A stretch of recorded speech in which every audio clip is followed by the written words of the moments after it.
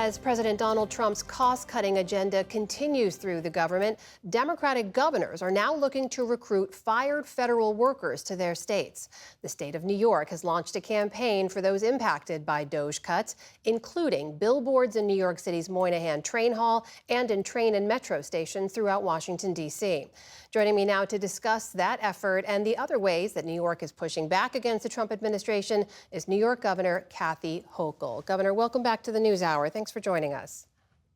Thank you. Let's start with that effort then to recruit some of those fired federal workers. Have you had fired federal workers applying for those jobs? How many? And have you been able to hire any so far? Oh, no, we certainly have. In fact, a couple weeks ago, I did a roundtable inviting a number of recently fired federal employees from the New York City area to come. And one of them was a father of four. He had done 4 tours of duty in Iraq and Afghanistan. He worked at the VA. He was 1 week from ending his probation and he was dismissed. And he was so upset and distraught about it. And I gathered others who were just really still reeling from the unexpectedness of it. They never thought this would happen to them. So I told them we would take care of these individuals. I literally have almost 7,000 open jobs in state government. We are not back to our pre-pandemic levels, and we certainly have openings in law enforcement and education and social work. A lot of issues we want to take care of our citizens. So I think it's a great opportunity. I was literally meeting with President Trump in the White House last week. I went to Union Station afterward, and I saw our billboard that said, DOGE may say you're fired, but in New York, we say you're hired. And it's been really successful. And I will give you the real numbers once we know for sure, but a lot more have applied than we expected.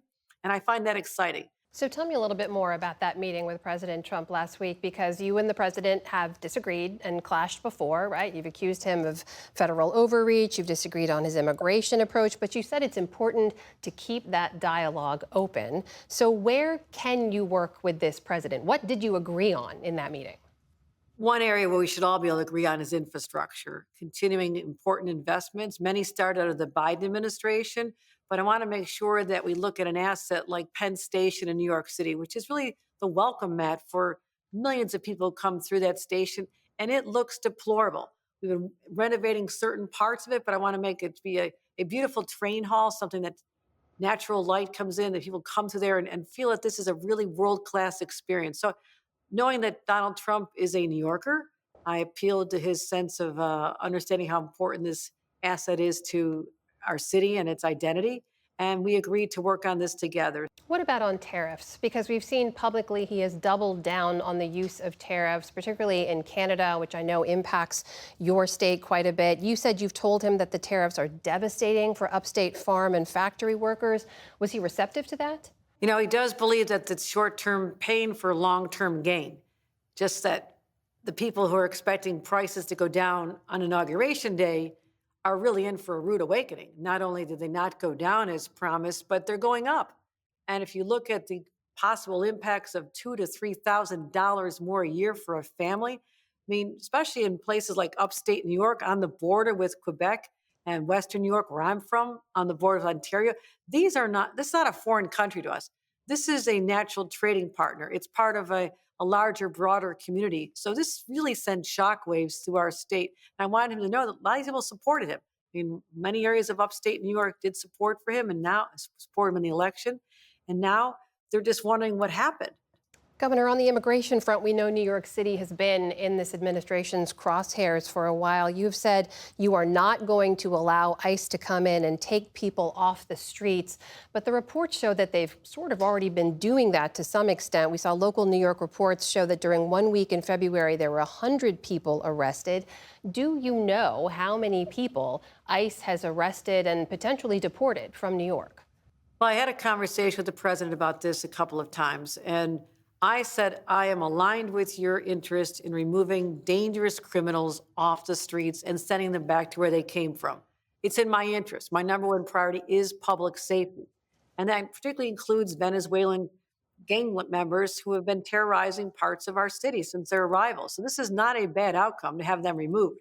But we understand there's a difference. And I explained this once again, saying, we're not separating families. We're not going to allow that to happen. But Governor, we know among the thousands of people already deported have been people who have no criminal record. Do you know how many of those people have been from New York? No, I don't know how many, but I will say that we don't cooperate in those cases. That's why I don't have information. We will cooperate. My state police will cooperate in a situation where you have a warrant or it's someone on a terrorism watch list, someone who's committed crimes in their own country or here. That's a different category from where we will not cooperate when it comes to just saying, identify who these people are and we're going to take them. We're not going to help with that. I need to ask you, too, about the Democratic Party, because it's been a rough few weeks. You've seen the leader of your party in the Senate under fire from fellow Democrats, including your fellow New Yorkers, Hakeem Jeffries and Alexandria Ocasio-Cortez, for choosing to avoid a government shutdown and back a Republican funding bill. In your view, was that the right choice? I know that Senator Schumer has New York State's best interest at heart because he's also not just the majority leader for the Senate, but also our state. He has delivered time and time again for New Yorkers. There can be disputes within our party. This is not unusual in a family to have disagreements on a strategy, but also at the end of the day, he and Hakeem Jeffries put out a statement together, working together to fight the Medicaid cuts. We cannot afford these cuts.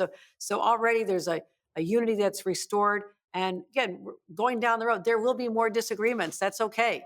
But the bottom line is, who brought us to this place? Never forget it was the Republicans. And every day that we're hitting each other is another day that Republicans are getting away with what they're doing. I'm going to continue to remind everybody, let's stand together as often as we can, as loudly as we can, against what the Republicans are trying to do to undermine not just our democracy, but our basic sense of security here. The chaos of the stock market, what you're doing with tariffs, what you're doing making lives more expensive here. We have to stand up and call that out. Governor, there's clearly a divide within your party, though, on this one issue. Was it the right choice for Senator Schumer to vote for that bill? Listen, I'm focused on New York State here. I spent time in Congress. I would answer questions on federal issues when it came to that. He made a decision that he thought was best not to have the shutdown. Others disagree with that. I'm focused on making sure that New York can get through this tumultuous time, whatever happens, and agree that a shutdown would have been difficult for our state. That is New York Governor Kathy Hochul joining us tonight. Governor Hochul, good to see you again. Thank you again for making the time. Thank you.